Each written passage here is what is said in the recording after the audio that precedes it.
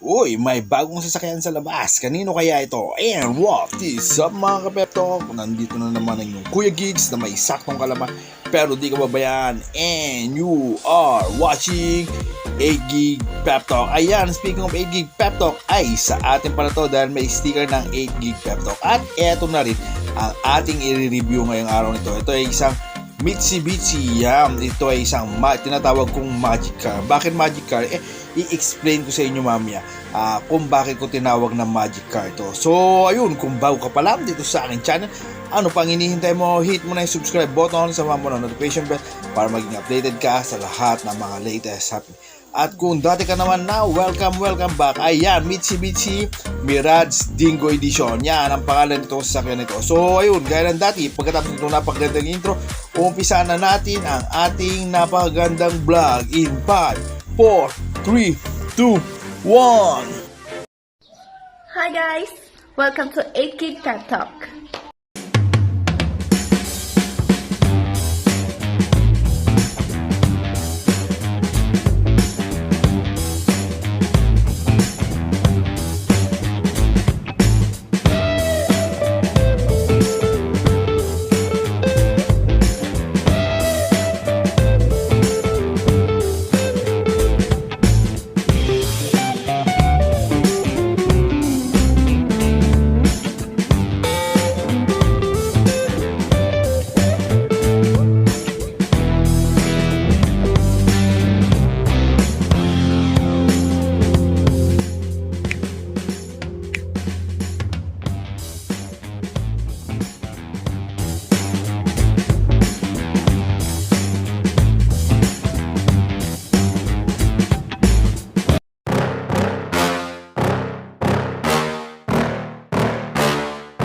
Yeah.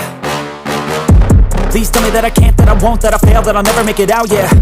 Please tell me all the bad, never good, fill my head full of every single doubt, yeah. Please say any negative thoughts, I pop off when I hear people say I cannot. I get off to the thought of proving everyone wrong, I won't stop to the top, so you better back off and get lost. I'ma stay loud, stay proud, never running out, never heading south. I'll be spreading out, call it word of mouth, can't put me down, I'll be getting loud. You can have it douse, not what I'm about, have your cloud, it be raining now. I keep making sound, go another round, I'm legend bound, can't stop me now.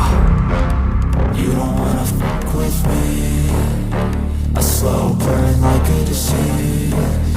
Just tell me that I can and I'll show you things that you couldn't believe. Just tell me that I can. Just tell me that I can. Just tell me that I can. Just tell me that I can.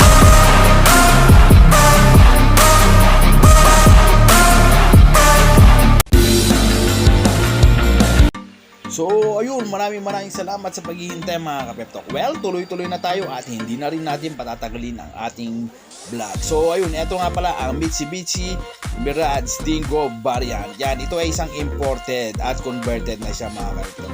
So ayun, sa mga nagtatanong kung ano nga ba itong regarding to sa mga pyesa niya, napakadali lang at hindi naman ganun masyadong mahirap hanapin ang mga pyesa nito mga kapeptok. Kung sakasakali nahirapan ka sa Facebook yan mga pep talk, meron ka makikitang mga asosasyon dyan, may mga group, may mga page tungkol dito sa Mitsubishi Dingo ito. So ayun, madali kang pwede kang humingi ng tulong, pwede kang mag-join o ano pa nga ba yan. So ayun, bago ang lahat mga pep talk, syempre kailangan din natin tignan ang loob ng sasakyan nito para naman makita nyo kung ano nga ba yung ganda nitong makina nito, kung gaano nga ba siya, kung matipid nga ba sa gasolina. So ayun, hindi na natin patatagalin, dire-diretso na tayo, bubuksan lang natin ng hood. Ayan, medyo mahirap lang siya buksan. At eto na ang kaloob. Yan, magic, bigla na lang bumakas. So, ayun, kinat ko lang konti doon para naman maging ano. Yan, makikita nyo ang baterya niya, Amaron. Yan, isa sa mga pinakamagandang baterya ngayon niya mga kapito. Ayan, eto yung makina niya, Mitsubishi GDI. Yan, super gas saver yan. 1.5 yung makina nito mga kapito. Ayan yung specs, makikita nyo dyan. Kung medyo, ayan, medyo malabo. Ayan, medyo limawanag ng konti. I-post nyo na lang para makita nyo, mabasa nyo regarding dyan sa mga specs nitong sasakyan nito. So, sa mga nagtatanong kung gas saver pa siya, super gas saver. Kung malakas ba siya kumatak, napakalakas sumatak, walang problema. Kung mabilis naman siya, eksakto lang naman, hindi naman siya race car since maliit lang nga naman siya. So ayun, kung hindi na natin patatagalin, kung gusto nyo i-check ang makina, eto yan mga kapepto.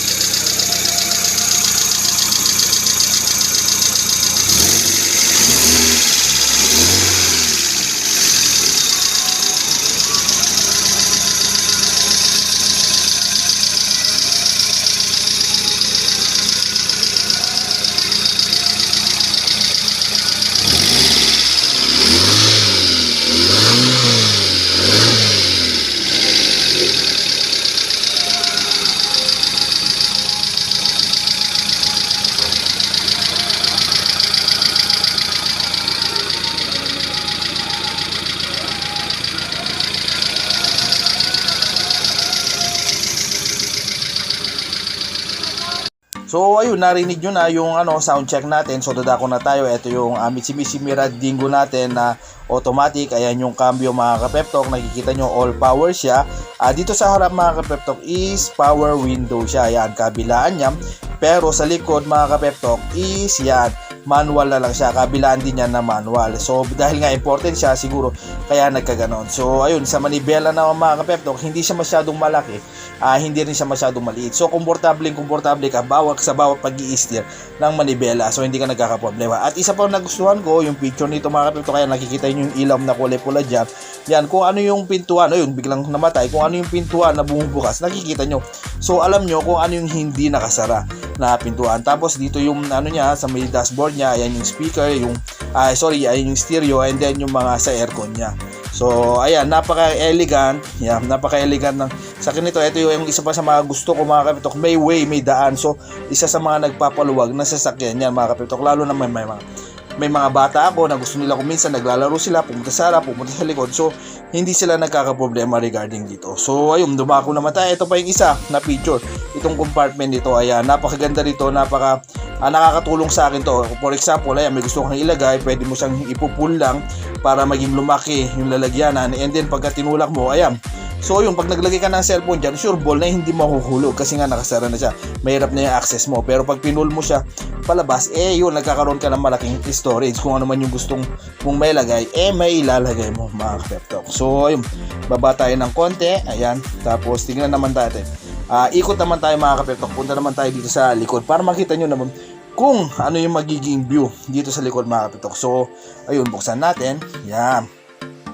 Eto na. So ito yung magiging pag nandito ka sa likod. Ayan, ayun yung magiging view natin dito sa likod mga kapeptok. Kaya makikita nyo na medyo maluwag talaga to. Sa tingin mo mga kapeptok na napakalit niya, small car siya. Pero kung tutusin, para sa akin na pananaw ko, mas malaki pa. Ito ba yung isang feature nito mga kapeptok? Yan yung mga headrest niya, pwede mong pahiga. Ayan. O pwede mo siyang ipatayo mga kapeptok. So ayun, kung depende sa style nung kung saan ka mas komportable, kung saan hindi makangawit yung leg mo during long ride, magagawa mo rito mga kapeptok. At isa pa, yan, dahil mostly hiningid naman sa inyong kalaman na meron din akong grocery.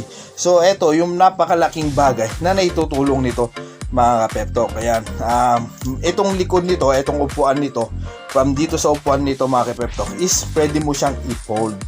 Ayan, pansamantala. Pero ito, papakita ko muna yan. Yan, ito yung dito sa loob. Ayan, ito yung view mo pagka nakaupo ka dito sa may likod ng upuan mga kapeptok. Kaya yun yung sinasabi ko kanila na manual na lang yung window niya.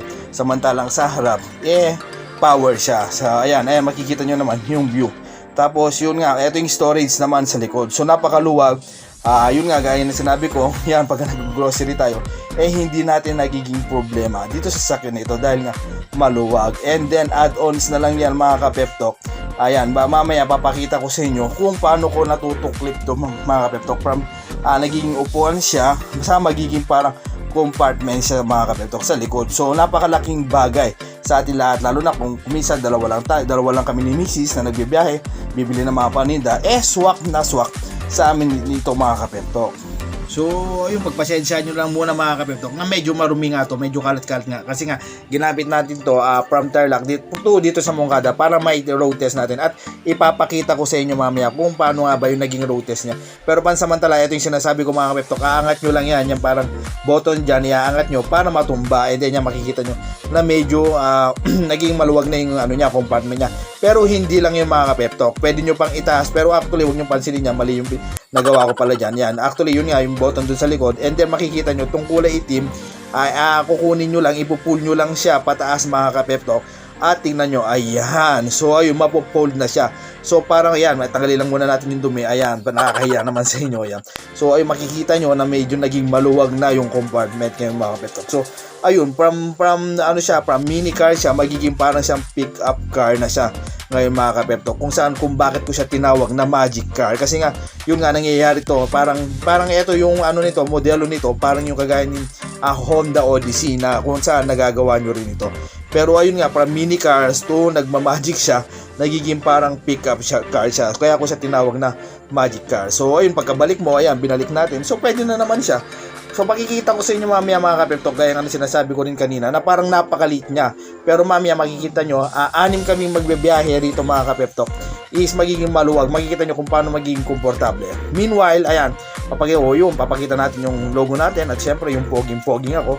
Ayan. At eto na mga kapeptok, ipapakita ko naman ngayon, susunod na video natin ngayon is kung paano yung naging ride, yung experience dito sa riding, dito sa Mitsubishi Mirage Dingo mga kapeptok. At eto na mga peptok, eto na yung experience natin during riding yan. Makikita nyo, natatakbo kami rito from 60 to 80 kilometers per hour. Pero makikita nyo na sobrang smooth pa lang. Kasama ko yung ako, ayan, makikita nyo kung paano kami naging anim. Siyempre, makikita nyo yung daan na sobrang, ayan, unti-unti na ako nagigain ng speed dyan. Siyempre, papakita ko, yan poging ako, ayan yung sinasabi kong apat sila. Ayan, makikita nyo medyo maluwag, kaso nga lang, dahil mga bata yan, gusto nila tabi-tabi, ayan, maluwag pa makita nyo yan. Yung bata ko, ayan, si Robot, sinakop niya ng lahat, kaya ayan, yung pamangking kong si Bia, ayan, medyo hindi nakakaupo. Pero, actually, pagka pinaupo mo sila ng maayos mga kapetok, is magiging maluwag. Yan mga bata, yan, ganyan kakomportable ang sasakyan na ito mga kapetok. So, ayun, hanggang dito na lang tayo. If you like this video, hit like, share, comment, and subscribe. And don't forget to click that notification bell for more update. At syempre, wag ka na rin mag-i-skip ng ads. Nang sa ganun naman, makatulong ka dito sa akin vlog. And in return, gagawin ko lang lahat para maging swak ako dyan sa inyong panglasa. So, ayun, kita-kita tayo. God bless everyone. Mabuhay ka hanggang gusto nyo. See you on my next vlog. Bye-bye!